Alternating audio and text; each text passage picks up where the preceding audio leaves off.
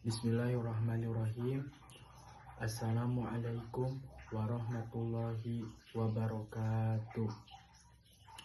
Sebelumnya izin perkenalkan diri, nama saya Hildan Muhammad Hudaya. Di sini saya akan memaparkan materi tentang pemikiran tokoh Islam klasik. Nah, langsung saja di sini ada slide pertama, yaitu tentang pengertian pendidikan Islam.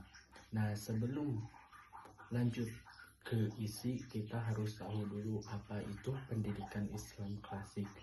Nah, pendidikan Islam klasik itu adalah sistem pendidikan yang berkembang pada masa awal hingga pertengahan peradaban Islam. Nah, ini sekitar abad ke-8 sampai abad ke-14 Masehi.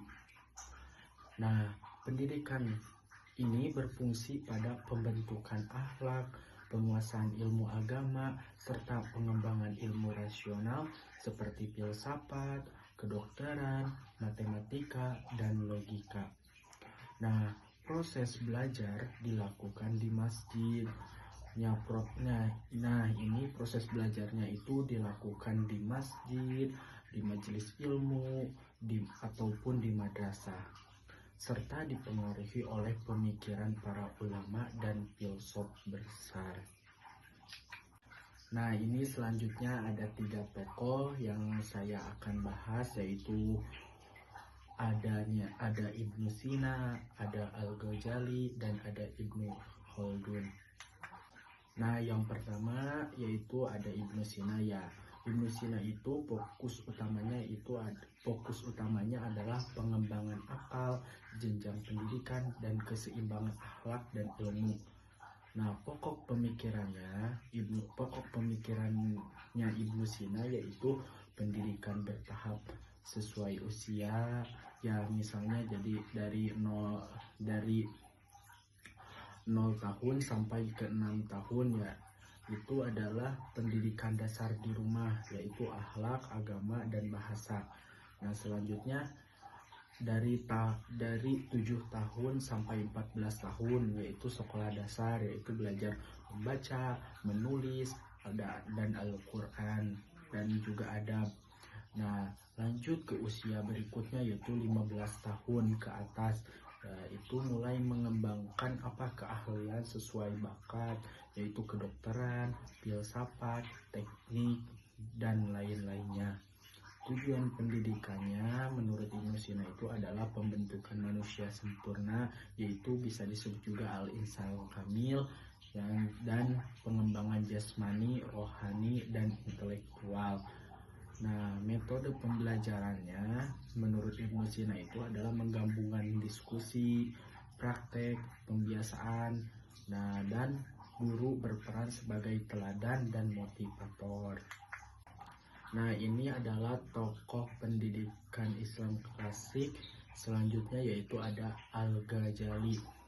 Nah, Al-Ghazali itu fokus utamanya adalah penyucian jiwa, integrasi ilmu, akal, dan agama. Pokok pemikirannya menurut Al-Ghazali, tujuan pendidikannya, poin pertama yaitu mendekatkan diri kepada Allah. Poin keduanya adalah membentuk pribadi berakhlak mulia, dan pembagian ilmunya adalah ilmu fardu ain, yaitu membahas akidah, ibadah, dan akhlak. Dan selanjutnya ada ilmu fardu kifayah, yaitu kedokteran, matematika, astronomi, dan politik. Nah, ada juga peran guru dan murid. Nah, menurut Al-Ghazali itu guru harus ikhlas, bijak, dan mendidik dengan kasih. Nah, maksud mendidik dengan kasih harus mendidik dengan ikhlas. Nah, selanjutnya ada metode pendidikan, yaitu keteladanan, nasihat, pembiasaan, tazkiyatun nafs, yaitu penyucian jiwa. Nah, ini selanjutnya yaitu tokoh pemikiran Islam klasik, ada Ibnu Khaldun. Nah, Ibnu Khaldun fokus utamanya yaitu pendidikan sebagai proses sosial dan pengembangan peradaban. Nah, pokok pemikirannya Poin pertama, fungsi pendidikan. Satu, pembentukan karakter sosial. Yang kedua, transfer budaya dan peradaban. Dan poin kedua yaitu ilmu menurutnya. Ada ilmu nakliyah, dan ada juga ilmu akliyah.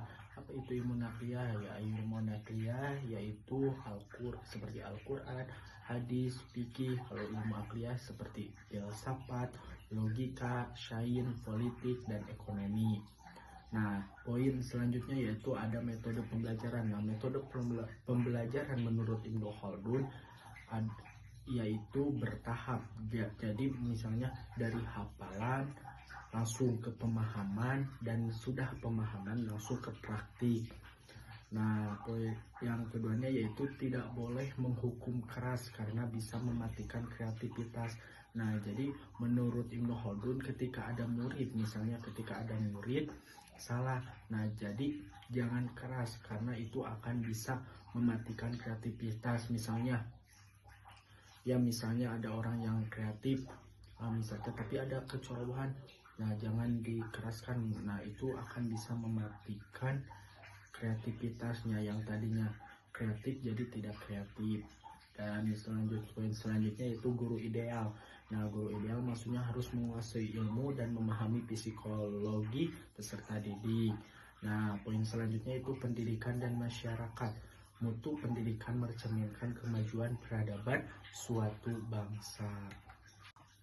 Nah, ini selanjutnya kesimpulan umum dari 3 tokoh ini sepakat bahwa pendidikan Islam itu harus membentuk akhlak dan intelektual, harus disesuaikan dengan perkembangan peserta didik, dan harus juga mengintegrasikan ilmu agama dan ilmu rasional. Langsung yang terakhir yaitu harus memberi manfaat bagi individu dan masyarakat. Kesimpulannya dari materi ini yaitu tentang pemikiran tokoh Islam klasik, yaitu adalah pendidikan Islam klasik itu bersifat menyeluruh, tidak hanya menekankan ilmu, tapi juga akhlak dan karakter. Akal dan wahyu harus berjalan seimbang. Ilmu harus disertai moral, pendidikan membentuk pribadi sekaligus memperbaiki masyarakat, dan ilmu harus diterapkan dalam kehidupan nyata. Sekian yang bisa saya sampaikan materi kali ini. Mohon maaf bila ada kesalahannya atau ucap kata. Wassalamualaikum warahmatullahi wabarakatuh.